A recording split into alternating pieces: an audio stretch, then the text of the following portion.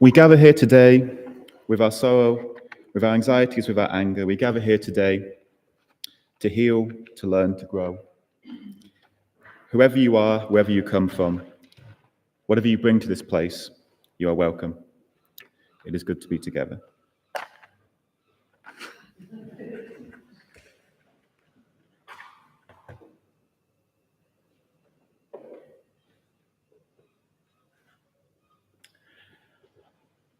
Good morning, everyone. My name is Marsh. I'm a member of New Unity in North London. I'm going to be leading today's sermon. I'll speak a little bit more later about myself and what I'm here to speak about.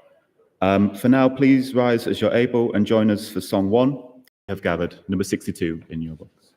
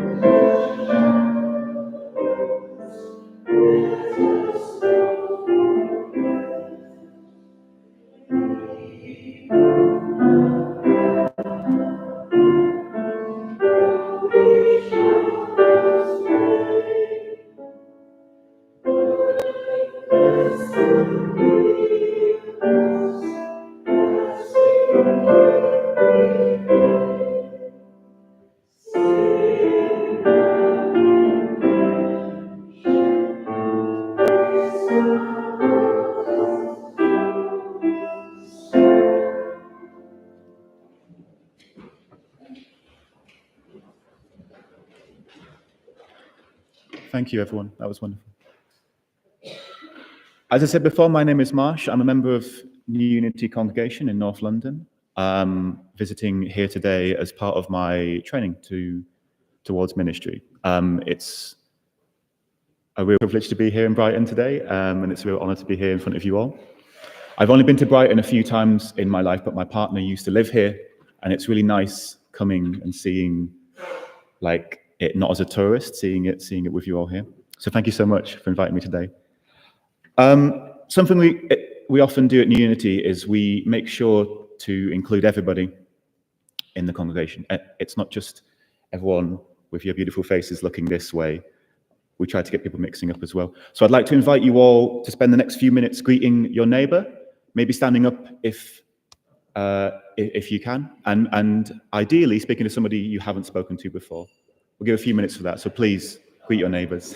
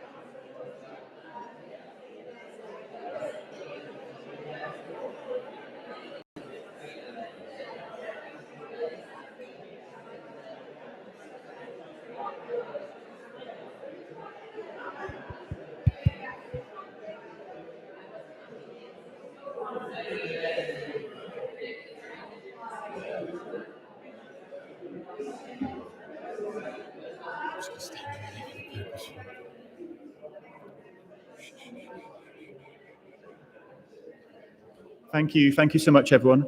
Thank you for greeting your neighbours and joining us today. I'd like to invite Kathy up, who's going to read to us the poem Ozymandias by Percy Shelley.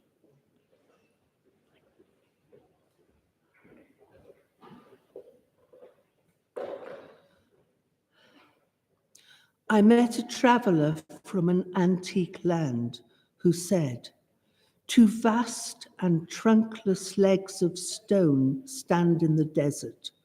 Near them, on the sand, half sunk a shattered visage lies, whose frown and wrinkled lip and sneer of cold command tell that its sculptor well those passions read, which yet survive, stamped on those lifeless things. The hand that mocked them, and the heart that fed, and on the pedestal these words appear. My name is Ozymandias, King of Kings. Look on my works, ye mighty, and despair. Nothing beside remains. Round the decay of that colossal wreck, boundless and bare, the lone and level sands stretch far away." Thank you. I'd like to invite us all now to join in a period of quiet reflection. And there'll be some music at the end to let us know that we're finished.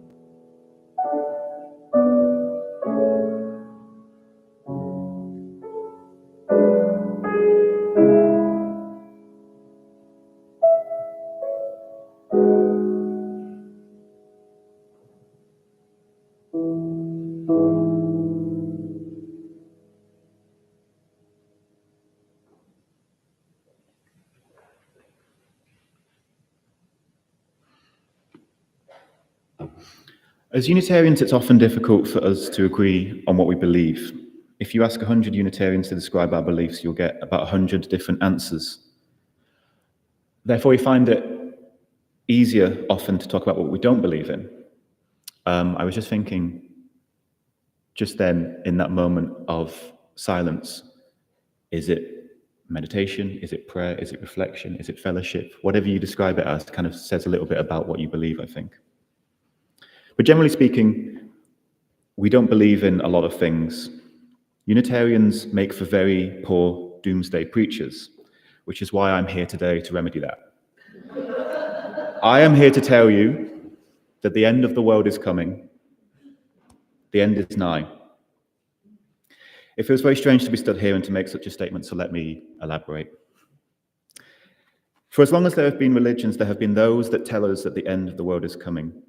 The fancy word for this is eschatology, and it's something that exists across practically every faith, with very few exceptions. Some people believe in the second coming of Christ, others believe in a serpent that will swallow the sun. For much of human civilization, the end of the world, that's not a cue, don't worry. That's just the French elections breaking in, don't worry. So I completely lost where I was. For much of human civilization, the end of the world has always seemed like it was just around the corner. Today, in our more secular world, we often hear from doomsday preachers. Every day there are new headlines about climate change, about wars, about extinctions, and so on. Every day we hear that the end of the world is coming. The noise becomes so strong that sometimes it's easier to ignore these messages than to try to comprehend their meaning. Humans have always felt like they were living through the end of the world. And in a way, they were right. In the poem we heard earlier, Percy Shelley talks about the once all-powerful King Ramses II, who was known as Ozymandias to the Greeks. Ramesses was considered the most powerful ruler at the height of ancient Egypt's powers. He controlled the largest area in the New Kingdom period and built hundreds of temples and statues, including the statue that inspired Shelley's poems, which you can see today in the British Museum. Ramesses was known as the Great, long before Alexander the Great, Alfred the Great, Frederick the Great, the first and the greatest. He was the most powerful ruler that had ever lived, the progenitor of a dynasty that would rule the world for 1,000 years. Or so that was what was believed at the time. To an ordinary Egyptian living under Ramesses, the end of the New Kingdom would have seemed like an apocalypse. To imagine a time when Ramesses and his descendants did not rule was completely unimaginable. But Shelley's poem was not really about Ramesses. Written in 1817 in London, it was inspired by the Ottomans, another great and immortal empire that ruled over Egypt at the time, another empire that seemed like it would last for 1,000 years. When the Ottomans conquered Constantinople in 1453, many believed it was the end of the world. It was the end of Europe, the end of the West, the end of Christendom. But from that great downfall emerged a new world, one that would spread across much of the world to Egypt and beyond, and one that, just as Ramses' world had, would one day fall too. The end of the world has always felt close, because our human history is filled with examples of these downfalls. The story of human civilization is one of many great cycles of downfall and rebirth. And it's very important to remember that last part, rebirth. When today's doomsday preachers tell us that the world is ending, they are, in a sense, right. We are standing at a great turning point in history, the beginning of the end of this world and the birth of a new one. The American sci-fi author Ursula K. Le Guin once wrote that we live under capitalism. Its power seems inescapable and all-encompassing, but so too did the divine right of kings. Every world that has been built has been unbuilt. This seems like a dark and terrifying prospect, but it is one that I think we can take some comfort in too. Every war will end, every tyrant will fall. The great injustices of our world, that our world are built upon, will one day end, because they one day must. You may have seen recent news of the campaign group Just Stop Oil painting Stonehenge orange to highlight the need to divest from fossil fuels and to protect our planet. It was a powerful and shocking statement that upset many people. Maybe in Brighton it didn't upset as many people as it did where we're from, I'm not sure. But Stonehenge stands as a reminder of our connection to a world beyond our own time. It was built long before Ramesses II's Great Kingdom. The site was used, developed, and built over 2,000 years. It's not quite right to say that Stonehenge was built, because there was never really a time when it was finished. There was never any ribbon cutting or anything like that. Rather, 5,000 years in the making, this sacred site, with its recent coat of paint, connects us to some of our most ancient ancestors. It reminds us that humanity has weathered countless storms and that countless worlds have ended only for our great species to rebuild, each time new, better, each time rising from some downfall. Stonehenge is a teacher from the past, but not one whose lesson ends today. It teaches us that when we build the world it teaches us that when we build the world we live in, we are building it for a future that we will never see. When we learn from the past and aim to build a world that will last well into the future, we ensure that our descendants will survive whatever great downfall might be coming on the horizon. There is an idea that I think encapsulates this best. The seventh day principle is the seventh generation principle is a school of thought that's derived from a number of indigenous practices across the world. But simply put, the idea is that everything that is built and created in our world should in some way serve the next 7 generations, not just ourselves, our children, or our grandchildren, but our common descendants hundreds of years from now. Coincidentally, the first Unitarian church in England was built in 1774. That's 7 or 8 generations of Unitarians that have come before us. Imagine if they had taken this principle into account, what kind of world they may have strived for. The 7th generation principle teaches us to look beyond simplified ideas of sustainability and towards something even greater. Yes, the immediate changes, like those that we need to make every day, that we're told to make every day by modern-day doomsday preachers, are incredibly important part of this. But so too is a more spiritual approach that turns us into active participants in a future that is far beyond us. The lessons of Stonehenge are not set in stone. So I just realized that was a pun I didn't mean to write. We are not done learning them yet. We're not done teaching them yet, rather. Today's protesters remind us of the important lesson and help us to ensure that we are working every day towards this seventh generation principle. Connecting with the past and with our ancestors is an important part of the message, but it is only half of the story. It is important for us to remember and to honor those who came before us, like those who built Stonehenge. It is important to remember and honor those who will come after us. It is incredibly important to learn lessons from all the downfalls that have come before us. And it is important to try to build a world that will always rise again. To honor them with our actions, to build a world that is just and free, to lavish them with our music and our art, to record and express the vast beauty of our world, to teach them every lesson that we can teach, and to love them and to cherish them as we might our own kin, because they are our own kin, 7 generations away. Our world may be coming to an end, but it is for their world that we must act today. We must begin to imagine ourselves standing in both the past and the future. We must see our efforts as a spiritual collective. We must see ourselves as a collective humanity rooted in deep time that will outlast every turmoil that has befallen us. Unitarians make poor doomsday preachers, but today I want to remind you the end of the world is coming, and it's up to us to ensure that our legacy will stand the test of time. Thank you. Please rise as you're able and join us in singing hymn 98.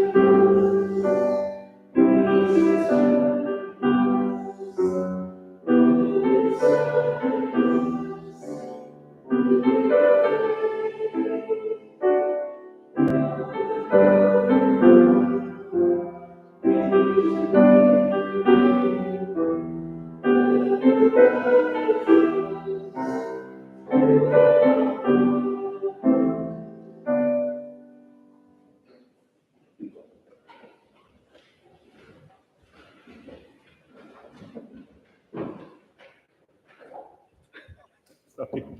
As I mentioned, I am still quite early on in my training, and telling the time is not one of my skills yet. So I've realized with playing horror that I've forgotten about 15 minutes or so.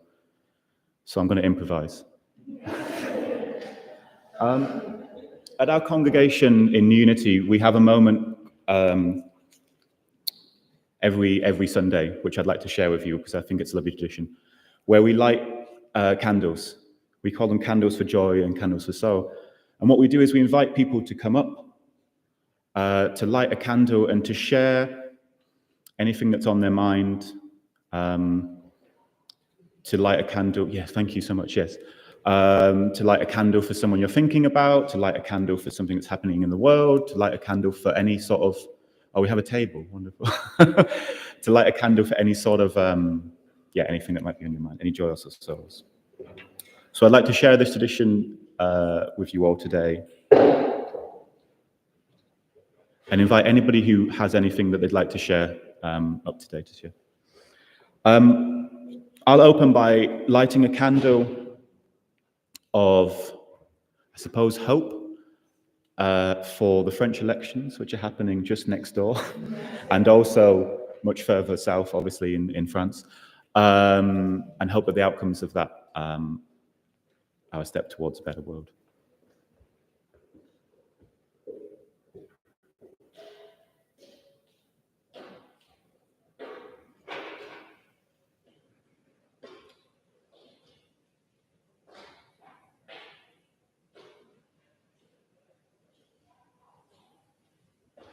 Would anyone like to come up and share anything today?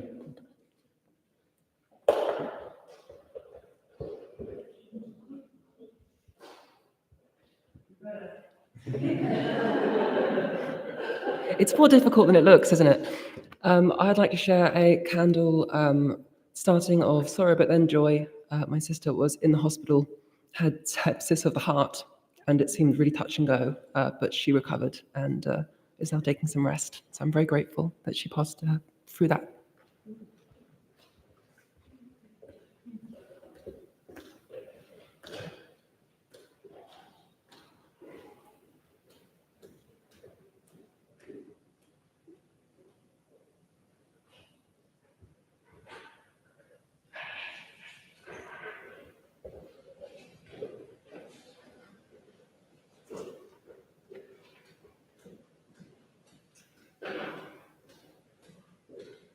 I'd like to share a candle for my oldest daughter, who's in her late 50s. We've had a difficult relationship since she was born into troubled times in the family. It was a troubled family.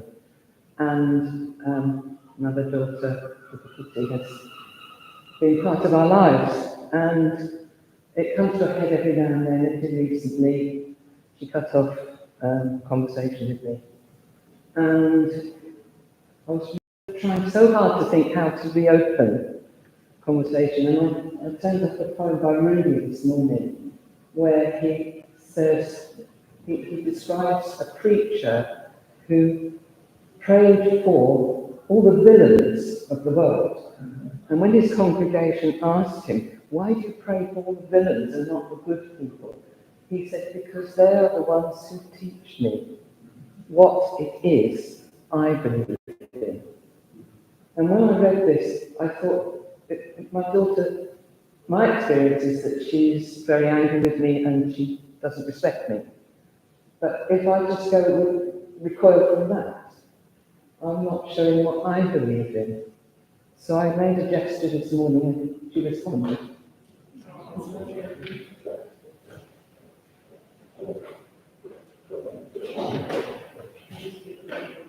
Sure.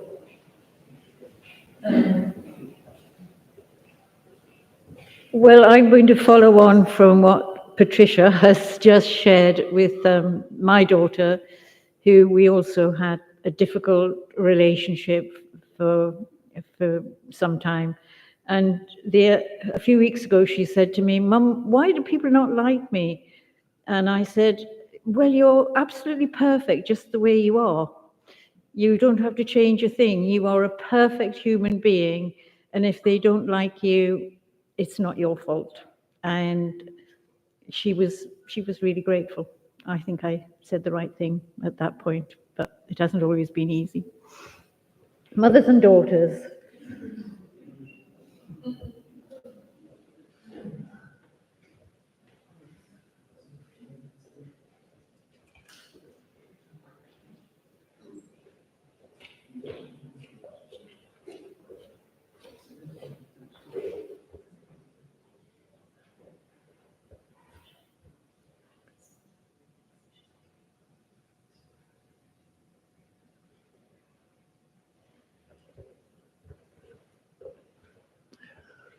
Thinking of my grandson, who will be 4 tomorrow.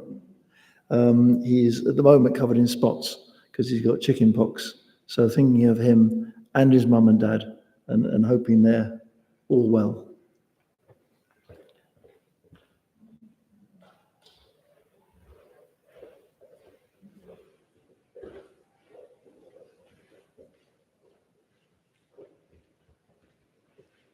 Well, I'm going to jump on the mother-daughter theme. So my mum was lovely, but she wasn't a close person for all sorts of reasons to do with her own background. And she had very long, horrible illness of dementia before she died. She was ill for about 15 years. But anyway, she died about 3 years ago. But in the last 6 months or so, she pops into my dreams, and she did actually last night. And it's the most delightful thing. She's in the kitchen, she's cooking. That was kind of what she did. And it was it's always lovely. And I wake up, not sort of thinking, I wish she was here, but more, oh, thanks for coming. So thanks for coming last night, Mum. And maybe thank you for nice dreams.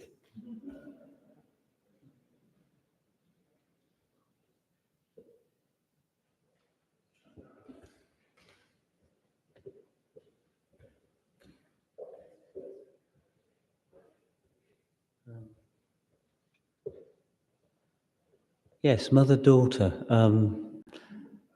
My mother fairly recently passed away, and one of the most magical things about it was, although she'd always wished that my sisters would talk to one another, she never got to actually see that in her time. But the day she died, they did start talking together again, and I felt that she was there and felt it, and we had a little high five over it. So it was a lot of time and effort, but it felt like it changed the turn of a tide of separation and breaking of roots, because mother and daughters obviously is a very powerful thing of roots in our culture. And I'd also like to just thank everybody here, thank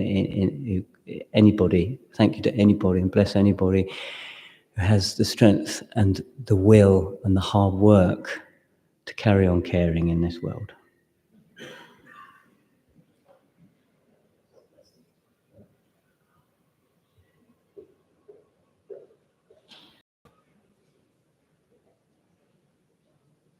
I have a new step great granddaughter. She's coming.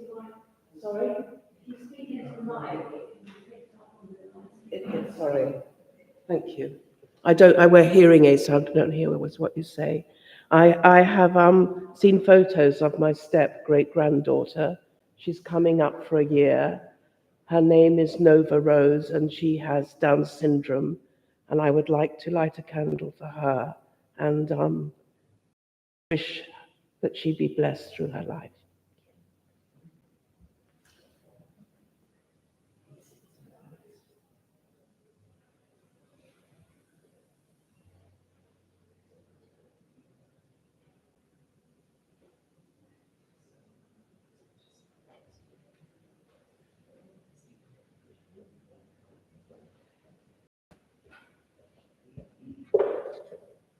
Okay, with me for this one. Talking about mothers and daughters, I'm thinking of the mother of democracy, the goddess Athena in Athens. But I just like to be joyful for the upcoming election.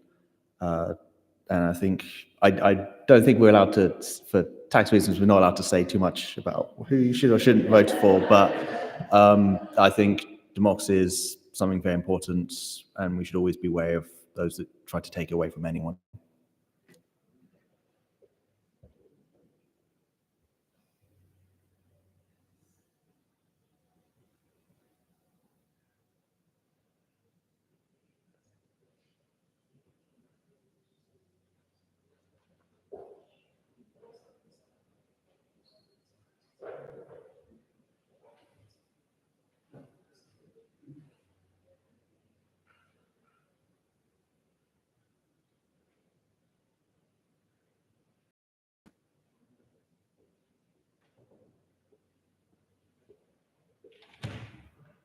Anyone else like to share anything?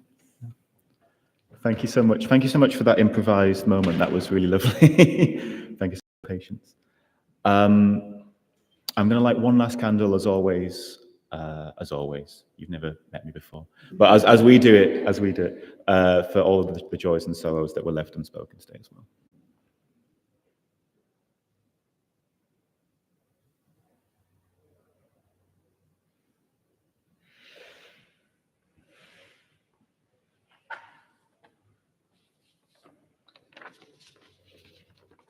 Let love bind us, and let love move us. Let us build bridges and tear down walls. Let our actions be a vessel for love and justice. We extinguish this flame now, but not the light of truth, the warmth of community, and the fire of commitment. As we move into the world, we carry these things with us until we all meet again. Thank you. Would you like to?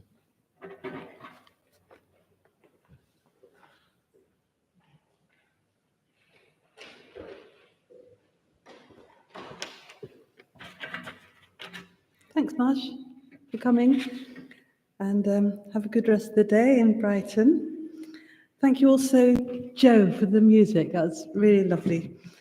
And thanks, Pete, for doing the setting up and doing the live streaming, and our best wishes to Stuart, our caretaker, who's not well today.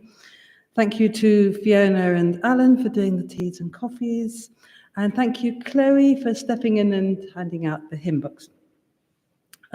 This week, there's no music and silence on Wednesday, so if you normally come to that, then the doors won't be open, so go somewhere else nice if you come by mistake. And the Friday lunchtime concert is somebody called Matthew Sear, who's on guitar, and he's presenting some Handel and other things, but also some of his own improvised music. Next week, our service will be led by our member, John Nash. That'll be here in person, and you're all welcome to stay around and have teas and coffees, chats, whatever you want. It'll be coming in here, the trolley. Thank you for anybody who gives their donations on a regular basis via their bank account. We also have a card reader. If you're feeling generous, that'd be really nice. And somewhere, I think, if anybody wants to give some cash, then we also have a bowl. Or are we doing the... No, we're not doing the... No. Oh, thank you. Is it Jennifer? Just... Excuse me. It's not John, he must be the week after. It's Eleanor Chiari. So she's coming next week. Thank you very much. Enjoy your coffees and teas. See you. What is it? Have I not said that? I have. Okay. Keep up.